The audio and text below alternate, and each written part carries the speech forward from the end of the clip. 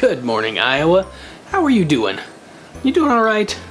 We've been talking about education a lot as a state for the last 10 days, and I thought I'd do a little bit of a deep dive into a couple of the topics. So if you'll bear with me, this video is going to come to you in 4 parts, just like a brain, because that's what education is here for, right?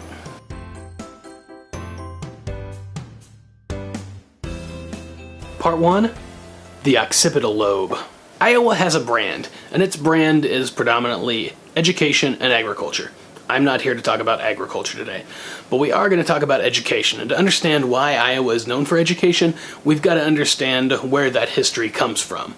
And in order to reflect on our history accurately, we've got to go back to before 1846 when Iowa was founded and look at how our education system has evolved since then. Originally, we had many small private schools set up for elementary education for students, but in part, after the Industrial Revolution and so many other things happening with technologies in our country, education needed to be a little bit more rigorous. So in the middle of the 1800s, during and after the Civil War, Iowa started establishing high schools as well. And in the late 1850s, Iowa set up 3 public state universities. The University of Iowa, which provided classical and professional training, Iowa State University, which provided agricultural and technical training, and the University of Northern Iowa, which when founded was called the Iowa Teachers Academy, so you can probably guess what type of training they provided. So at that point in Iowa, we had some elementary education, some semblance of high school education, and newly formed university education. One of the first things that the state of Iowa decided to do was to fix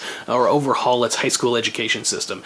This was something that no other state in the nation was really trying to do, and Iowa made a big initiative to make high schools an important part of the education system. With that, high schools kind of became known as the college for common people. At the time, college existed, but it wasn't all that affordable for pretty much everyone in the state. And it was all that led up to 1858, when small, common private schools were falling apart, teachers were leaving because of low wages or big class sizes or schools falling apart, and the high school system was brand new to the state, and these new colleges were available for everyone who wanted to specialize in a certain topic. So in establishing a public education system, we not only solidified the right of citizens to an education, but to the best possible education just for being a citizen of Iowa. And through all of the chaos of trying to understand elementary and high schools and devising a curriculum that works for everyone, Iowa stumbled on maybe the thing that it's most famous for, the Iowa Test of Basic Skills. Which coincidentally is a good thing for the economy too, because it's kept number 2 pencil makers in business for 100 years. So Iowa's brand is education. We were the first state to normalize high schools.